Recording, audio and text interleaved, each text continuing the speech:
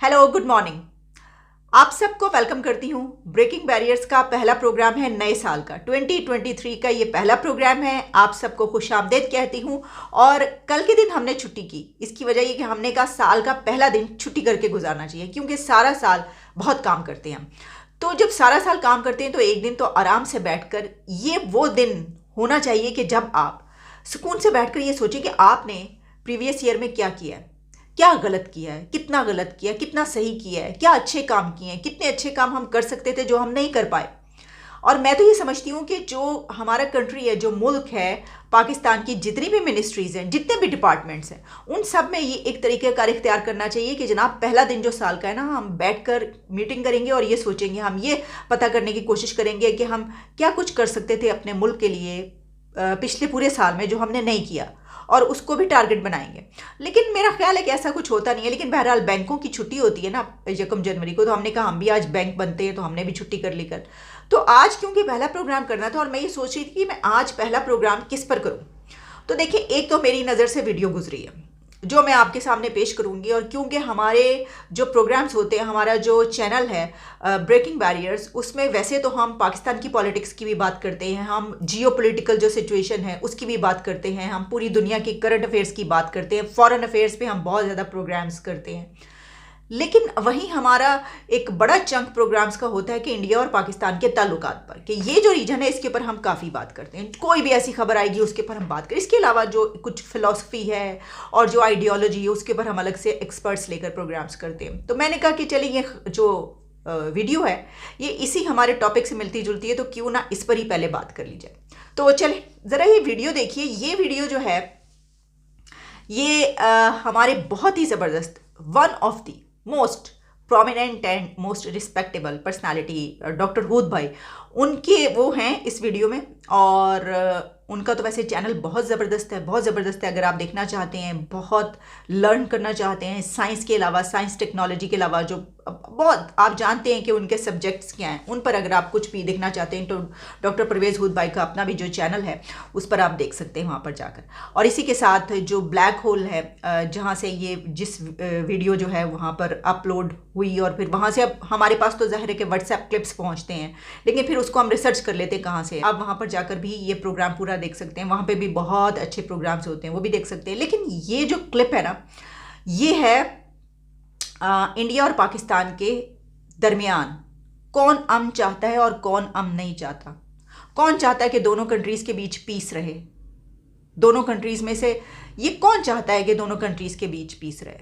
अगर हम इसके ऊपर जब बात करते हैं ना, तो उसके ऊपर बात बन जाती है, यानी वो पसंद नहीं किया जाता कि आप झूठ कह रहे हो, आप गलत कह रहे हैं। तो ऐसा कीजिए कि मैं आपको ये बताना चाहती हूँ कि आजकल की जो आवाम है वो बहुत ज़हीन है, और लोग जानते हैं, आम लोग भी ये जानते हैं कि हकीकत क्या है। तो ये ज़रा आप देख लीजिए, मिफ्ता इस्माइल साहब जो हमारे फॉर्मर फाइनेंस मिनिस्टर थे, उनसे एक साहब सवाल कर रहे हैं। वो सवाल के आप ज़रा मुलाहिज़ा कीजिए।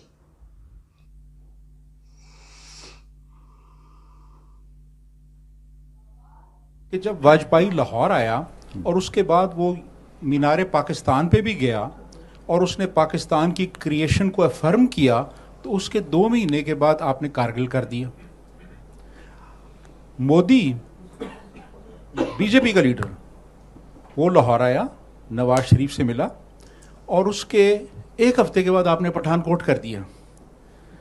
तो बात यह है कि आप कैसे कह सकते हैं कि वो इंटरेस्टेड नहीं है। उन्होंने तो अपना कैरियर दांव पे लगाया और वो पाकिस्तान आए, और उसका जवाब आपने ये दिया कि आपने वहाँ पे दहशतगर्दी करवा दी। एक दूसरा जो आप कह रहे हैं ना कि 15-16-100 अरब रुपए बनता है, जो कि पिंक बुक में लिखा जाता है, लेकिन हकीकत में ये कोई तकरीबन 2,500 से 3,000 रुपए है, जिसमें कि वो जो बल्क एलोकेशंस हैं वो शामिल नहीं हैं, जिसमें जो मिलिट्री का बजट जाता है मिनिस्ट्री ऑफ इंटीरियर से पैरामिलिट्री के लिए, वो इसमें शामिल नहीं है। जो मिसाल के तौर पे इलेक्शन ड्यूटीज़ हैं या फ्लड रिलीफ। तो सर, ये हम नहीं कह रहे, ये तो अवाम पूछ रही है, अवाम भी बहुत कुछ जानती है। अब तो देख लें कि एक साहब जो हैं वो ये सवाल कर रहे हैं कि सवाल उठा रहे हैं, तो बड़ी अच्छी बात है कि सवाल उठाना हमें आ गया है, हमें सवाल करना आ गया है कि जनाब ये जो है 65 से शुरू, बल्कि उससे भी पहले से स्टार्ट कर लें तो फिर अब जब हम पहुँचते हैं कारगिल और पठानकोट तक तो फिर उसमें बहुत सारे सवालात खड़े हो। जो ज़मीन है उसको हमवार करने का क्या तरीका है, यानी अगर आपने कोई सड़क बनाई है, कहीं पर बनाई है, तो उसकी जो लेवलिंग है, लेवल चेक करने के लिए सही है नहीं है, तो आप जानते हैं कि इसकी तो जाहिर है कि एक जो तरीक़ाकार होता है उसी तरीके से, लेकिन हमने एक नया तरीका ईजाद किया है और ऐसा कमाल का आला है, ये ऐसा इक्विपमेंट है कि यहाँ से जो है वो लेवलिंग की जा सकती है। ऐसे देखा जा सकता है कि ज़मीन जो है वो पूरे एक लेवल पर है या नहीं है, या और दुनिया की बड़ी बड़ी बिल्डिंग्स बनाने वालों के सीन में क्यों ख्याल नहीं आया। लेकिन देखिए हम कितना आगे हैं साइंस और टेक्नोलॉजी में, हमें ये ख्याल आ गया। ज़रा देखिए, परला पासा है बिल्कुल ठीक, ए पासा उभा पासा थोड़ा ऊंचा है, अच्छा ते लम्बे पासे सरियां दे कोल थोड़ा थोड़ा जरा ना जा पना सटो, ठीक है ठीक थी गया, ठीक है ते बरू खादे बराबर पैन तकरीबन ठीक है। हाँ अल्लाह खैर करे। ये देख लिया जनाब आपने। अब आपने कोई भी तामीर करनी है, कहीं पर भी आप ऐसा काम कर रहे हो कंस्ट्रक्शन का, तो आपने यही तरीका इख्तियार करना है। आपने उल्टे हो जाना है और आपने फिर इस तरीके से चेक करना है कि लेवल हुई है ज़मीन या नहीं हुई। तो वो हम जब आप पढ़ाएंगे मदरसों में कि ज़मीन चपटी है और इस तरह की चीज़ें, तो फिर जो है वो यही सिचुएशन होगी। अच्छा, इसी के साथ 2023 का पहला जूता पढ़िए। आप कहेंगे कौन सा जूता, तो ये वो जूता है कि जो अवाम की तरफ से सियासतदानों को पड़ा करता है। अब हमारे मुल्क में सिर्फ सियासतदानों को पड़ा करता है क्योंकि किसी और को हम नहीं मार सकते, इतनी हिम्मत नहीं, इतनी जुर्रत नहीं है। लेकिन खैर पिछले कुछ दिनों में जो कुछ हुआ है वो तो सबने ही देखा है, कौन कौन सा जूता कहाँ कहाँ पर पड़ा है। लेकिन ये जो जूता पड़ा है ये पड़ा है जनाब कामरान टिसोरी साहब के ऊपर आया। अब आप जानते हैं गवर्नर सिंध और वहाँ पर और जो पॉलिटिशियंस वहाँ के मौजूद थे वो भी खड़े थे, वो तकरीर कर रहे थे, और उस दौरान ये जूती जो है, ये जूता तो नहीं है जूती है, लेकिन क्योंकि कहा यह जाता है तो ये उड़ती हुई आई उनके ऊपर पड़ी आके। तो हमारे जो सोसाइटीज़ हैं, यानी हमारा जो कंट्री है, ये इस रीजन में ये वाला बहुत रिवाज रहता है जूता मारने का सियासतदान को। बल्कि हमने देखा कि बुश को भी पड़ा जूता और पूरी दुनिया के पॉलिटिशियंस को। फिर हमने देखा कि मिस्टर मैक्रोन को भी, उनको बल्कि मारा गया, मारने की कोशिश की गई। तो हम अगर ये पिछले चंद साल उठा के देख लें, इस डेकेड में ये वाला काफ़ी ज़्यादा रिवाज हो गया। वैसे तो जूता पड़ना बहुत पुरानी रिवायत है, लेकिन इस दौरान हमने देखा कि इस तरह की चीज़ें ज़्यादा हो रही हैं। तो उससे हो क्या रहा है? उससे ये नहीं हो रहा कि लोग सीधे हो जाएं, यानी अगर किसी पॉलिटिशियन को पड़ा है, जिसको भी पड़ा है, वो ठीक हो जाएंगे जिन गलतियों के बिना पे लोग नाराज़ हैं, आवाम नाराज़ हैं, तो वो गलतियां सुधार लें। नहीं, उससे होता ये कि उनको आदत हो जाती है, वो आदी हो गए, अच्छा चलो ठीक है मार लो, कोई मसला नहीं, अब देखना, अब इससे ज़्यादा डबल काम करेंगे ये वाला।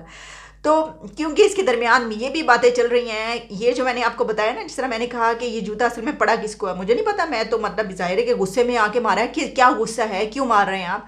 लेकिन वो बहुत सारी बातें जो है वो ये की जा रही, कहा जा रहा है कि ये देखें, ये जो कामरान टिसोरी MQM को बना के फिर पीपल्स पार्टी के साथ मिलाना, फिर सियासतदानों को तोड़ना, वहाँ पे इस वक्त सिंध में बहुत ज़्यादा ये चल रहा है, बाप पार्टी और फिर दूसरी पार्टी।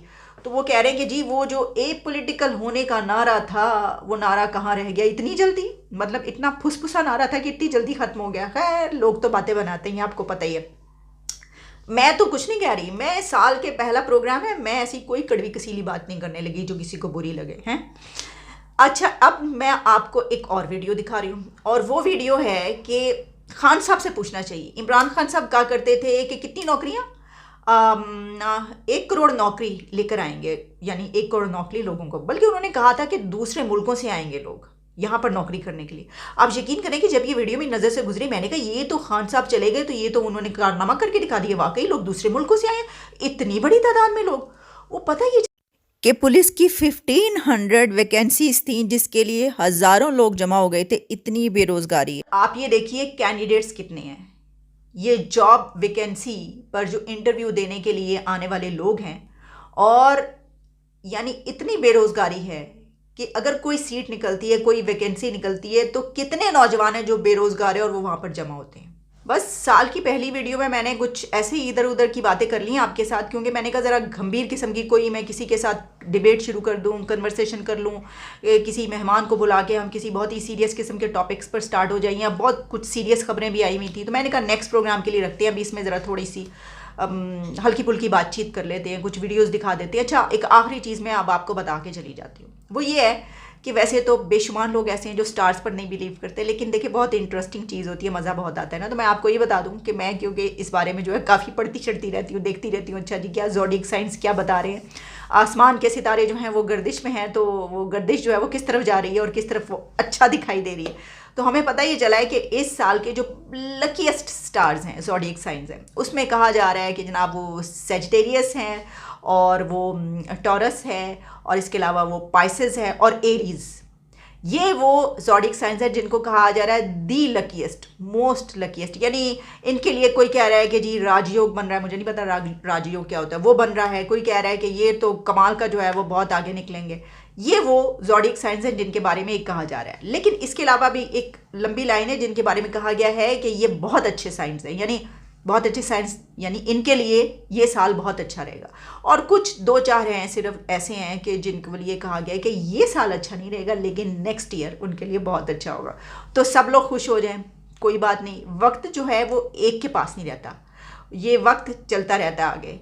अगर आपके पास बुरा वक्त है तो किसी और के पास अच्छा होगा, और उसके पास जो अच्छा है वो आपके पास जब आएगा तो हो सकता है उसके पास वो अच्छा वक्त ना रहे, वो आपके पास आ गया, उसके पास किसी और का बुरा वक्त आ जाए।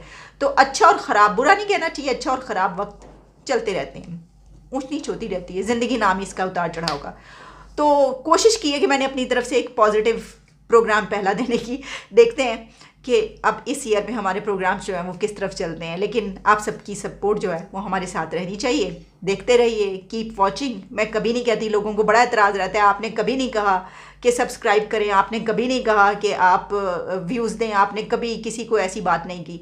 तो मुझे मालूम है कि देखिए मेरे कहने या ना कहने से क्या फ़र्क पड़ता है। अगर आपको पसंद है मेरा बोलना और मेरा कंटेंट तो आप देखेंगे, अगर आपको पसंद नहीं है तो मैं चाहे जितना मर्जी आपको कह लूँ आप नहीं देखेंगे, राइट। तो बस keep watching and stay happy.